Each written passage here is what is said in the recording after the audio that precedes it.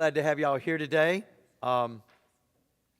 for one more Sunday worship, but great passage that we get to talk about today. I always like this one. First of all, I'd like to thank everybody for those folks who were able to give and for the Bibles at the Drake. We got that taken care of last week and actually made a good start towards the new camera.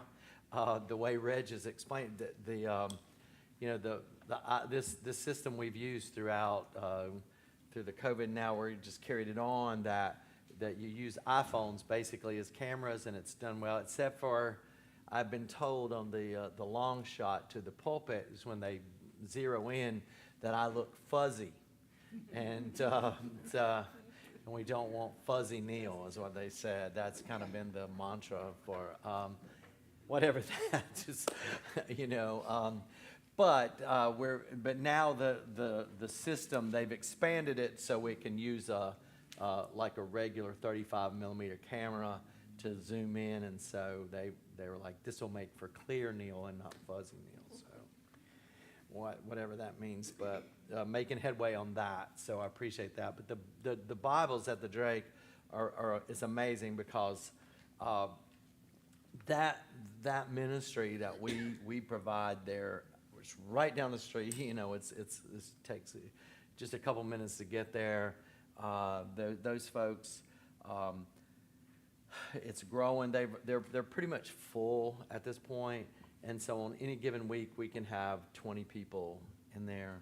And it started out with about 4, 5, and then it's just kind of gone. And it's just helpful to have all the same Bibles because it's just been bouncing around the different Bibles. So we get to a page, and I'd have to make sure everybody's on the same page.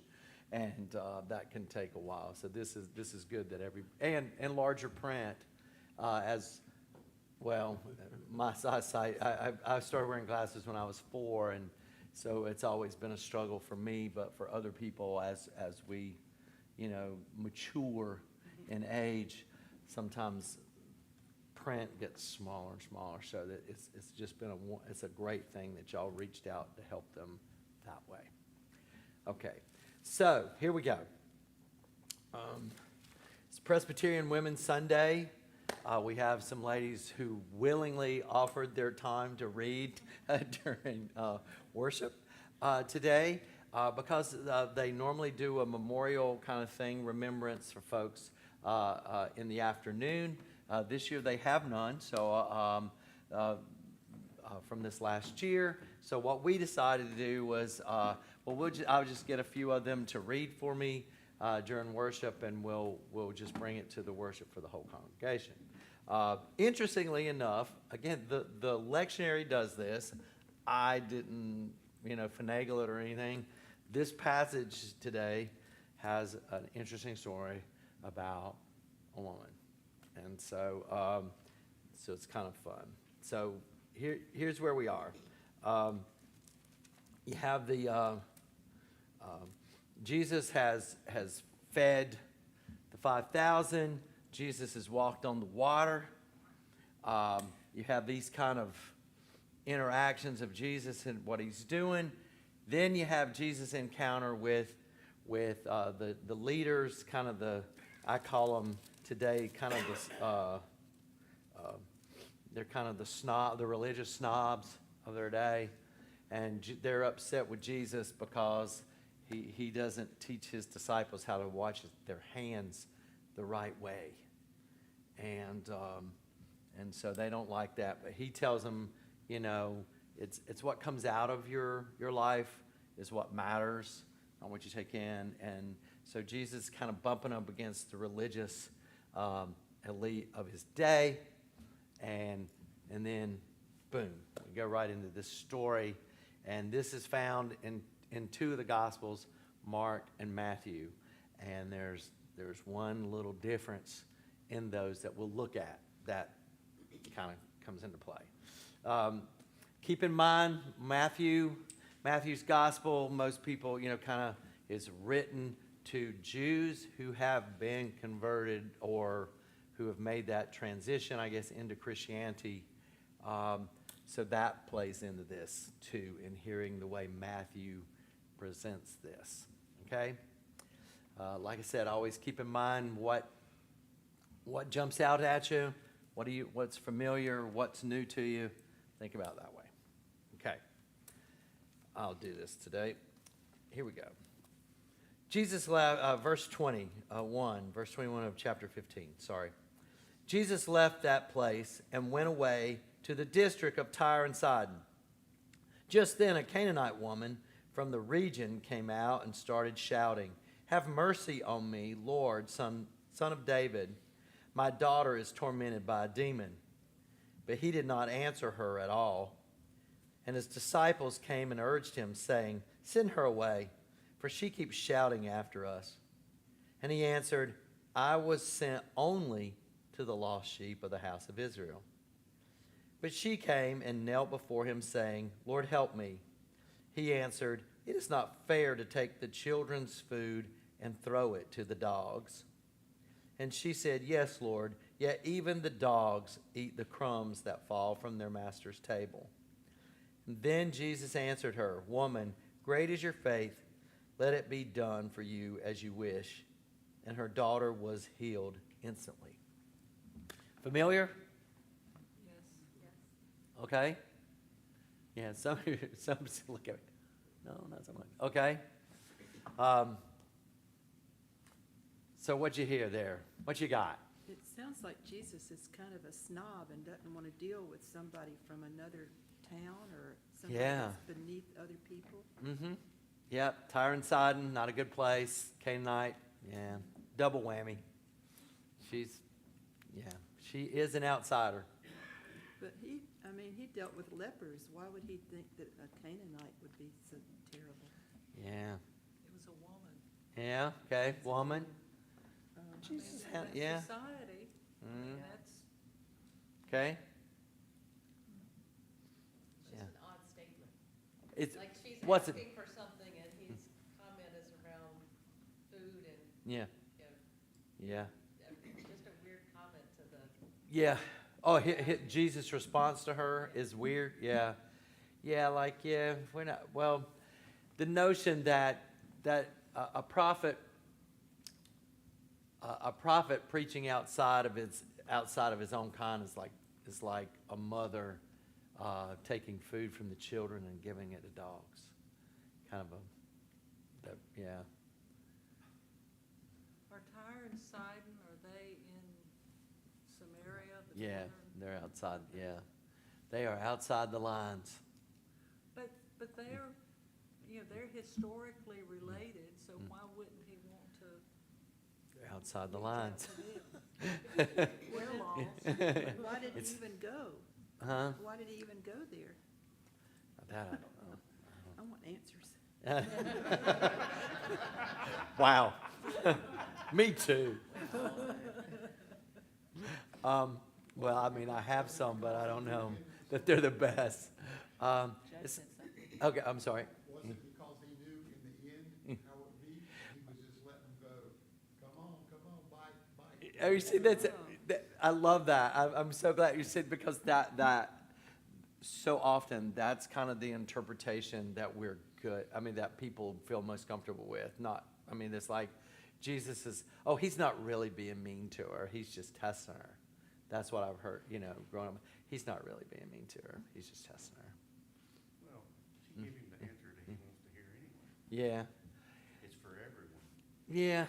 You came for everyone. Yeah. You came to break down all these barriers. Uh-huh. Yeah, but he sure doesn't act like it in this passage, does he? Yeah, she gives that answer, not him. Yeah. Maybe that's why he said her faith was so strong. Yeah. Is this What do early y'all in think his about ministry? that part? Is this early in his ministry? Wow, it's chapter 15. So he's on his way to the cross. I've got a question. How did she know from that he was son of David? That's a pretty good question too. I wish I had a great answer for that. Running fingers today. No, I'm just saying, no, I mean, no, the answers that I have are probably not answers that He people look- would He looked like like. somebody who was related to David. Hmm? Just like, I look like my brothers, Yeah. you know. No, well, he's, So family well, she's resemblance. acknowledging he's son of David. She's giving him all the right answers. He's the one that, So she's heard it yeah, somehow.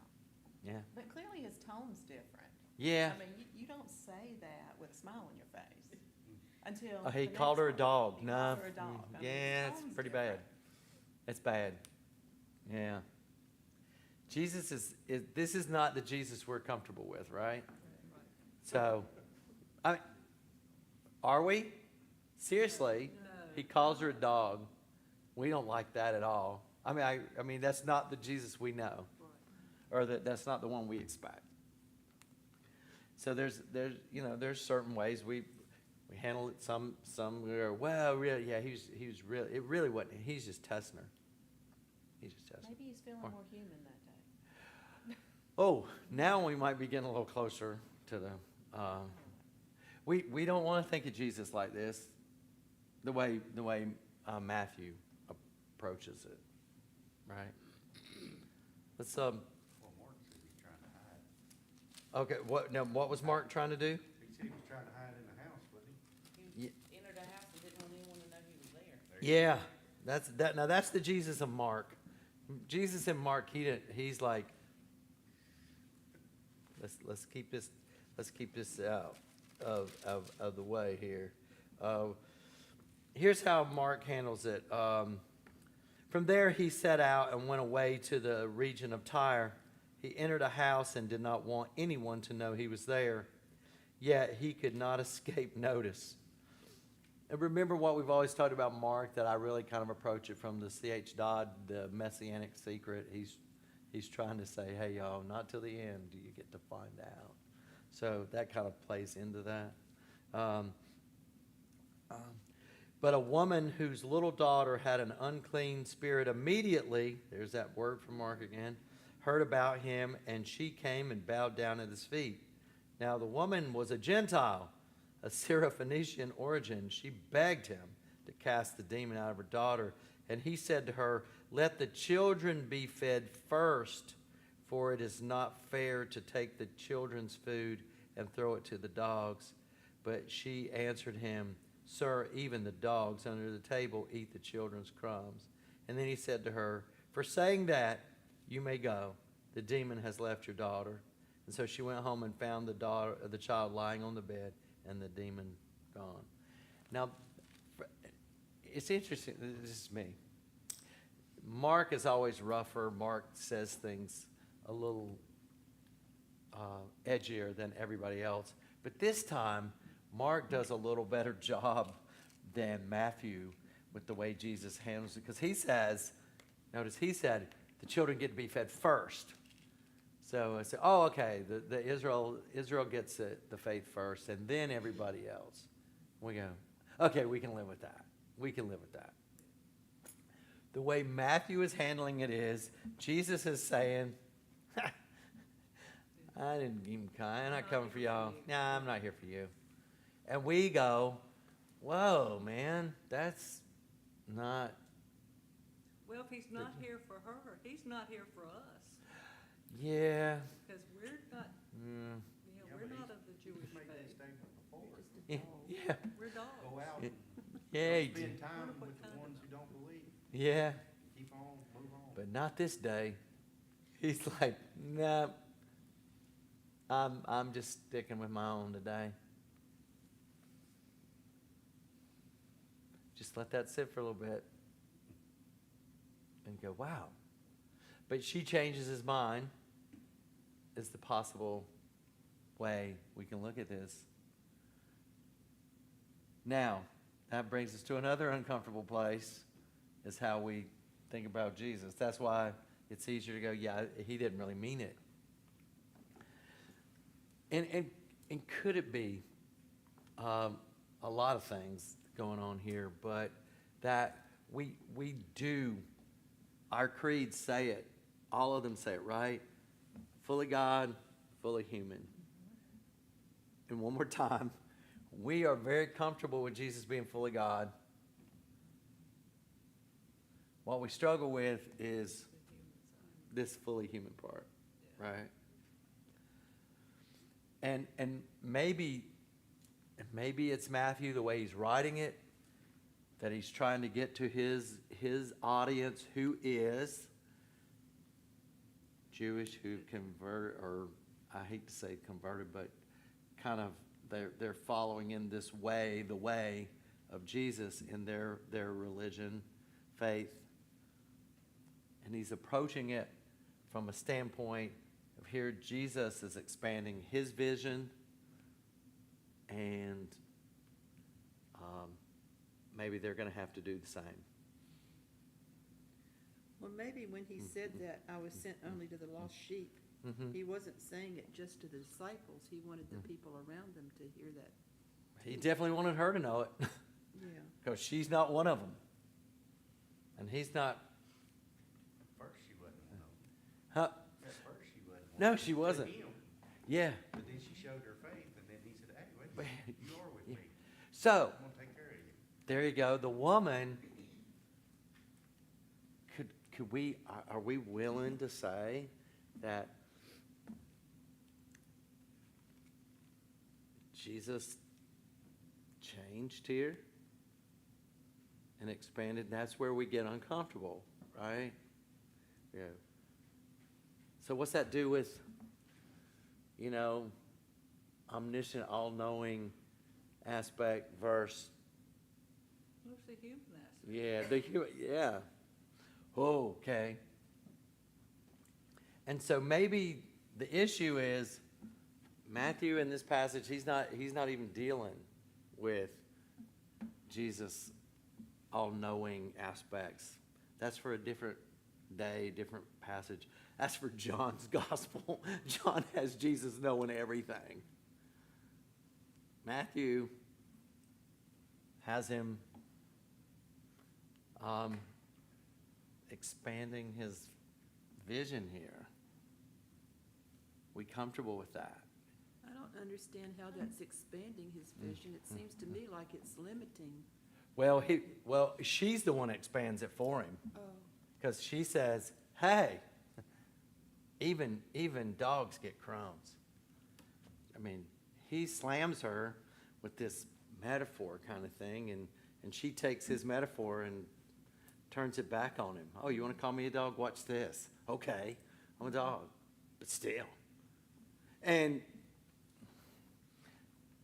let's face it, if put yourself in her place, you moms out there, y'all gonna do anything you can to get your kid well, right?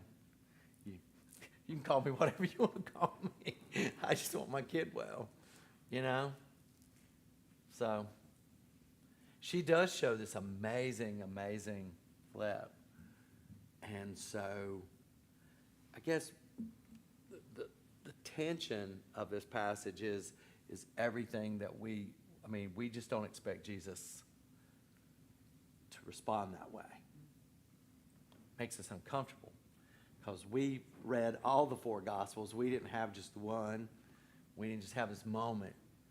We understand fully God, fully human. I'm not quite, well, I don't know that we understand that because that is kind of. Struggling with the fully human right Yeah, I think this passage personally is this real uncomfortable place that we go, okay, maybe Matthew's trying to get across to his audience, hey y'all, here there needs to be an expansion of what we see in God and God's kingdom, and that's how he approaches this story. Jesus expands his vision here. We need to too. I Look- still wonder how the woman knew Yeah. that he was. Mark's gospel says she heard about him. She heard. So again, moms, if you have a child who has a demon, whatever, not is a demon, but that's a whole different discussion. But has one. And you hear about this guy who's been healing people, and you're going to do whatever you're going to do to make sure your kid's okay. That's just what moms do. So she's willing to take the abuse. She's willing to show her faith. But let's see. Luke says it this way about the young Jesus. After he goes back to the temple with his parents, and they're like, "Where you been for 3 days?" And he says to them, "Well, you should have known where I was going to be. I'm going to be in the temple worshiping." Like, yeah, that's exactly where we would think our kid was. Verse 52 of chapter 2 of Luke. And Jesus increased in wisdom and in years and in divine and human favor. And Jesus increased in wisdom and in years and in divine and human favor. So there's this kind of growth aspect about Jesus that we don't want to think about all the time. And the way Matthew's gospel is approaching this story is kind of that. Yeah.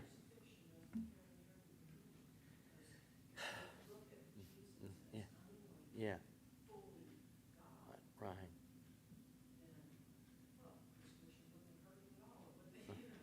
Which is exactly the Gnostic perspective of Jesus. Of course he didn't feel any pain. He's spirit. He's holy other. Of course he didn't have this or this or this because he's holy other. And Gnosticism, according to Orthodox Christianity, is heresy. That's right. So, right, we struggle, I think, with that part. And this passage, the way at least Matthew is approaching it for his people, that he's trying to get across to them, here's a place where faith and what it means to be a part of the kingdom of God, we have to be stretched. And that makes us uncomfortable. But yet, Maybe. that's what we need to be doing all the time. Mm-hmm. is Stretching and growing our faith. Yeah. It doesn't fix everything for us, really. But he gives us the strength to get through. Yeah. He does give, yeah. And Not how we want it fixed. that's true. That's true. Well, yeah, that is another part of it too. It doesn't, yeah. We always think we're sure we have the way it works out, and then, yeah, or the way we want it to, right. But do we not, we don't want to see him as human. Do we? It's hard. Because of our flaws, we don't want to think of him as Right. flawed. Because then we also have that passage from Hebrews in our heads that's kind of prevailing. He was tempted in every way we were, except yet he had no sin. But here, I think the Jesus thing is that what did he do? He didn't have to take her on. What did the disciples say? Go away. Just send her away. And he could have just said that and been done with it and gone on. Except she was yelling at him. Yes, except for she was yelling. He engages the nuisance, right? And her response reforms the notion of what goes forward. So if we're his disciples, to follow Jesus in this place is that we have to be willing to stop and hear even the voices that we are sure aren't a part of who we are. And that. We have to separate those voices. Right, yeah, this is not the only passage. Yes, right, that's the other part of it. Everybody has to be, this is one lane. right? We can talk about Jesus all knowing, all on a different day. That passage will come up, and we'll talk about that. I don't think Matthew's dealing with that at all day. I don't think that's even on his radar. What he's talking about is, here's where his congregation, his people see the kingdom of God. And how is it that we see it a little broader? Well, Matthew's trying to get that across to his readers as Mhm. well. or his Sure. followers. Or yeah. That even Jesus felt this way and understood. And if Jesus is going to do it, then It's okay.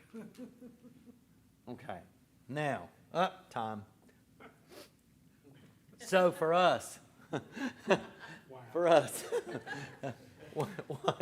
You don't have time to worry. I know. I do. And here's the unfair part of this. Here's a really good one.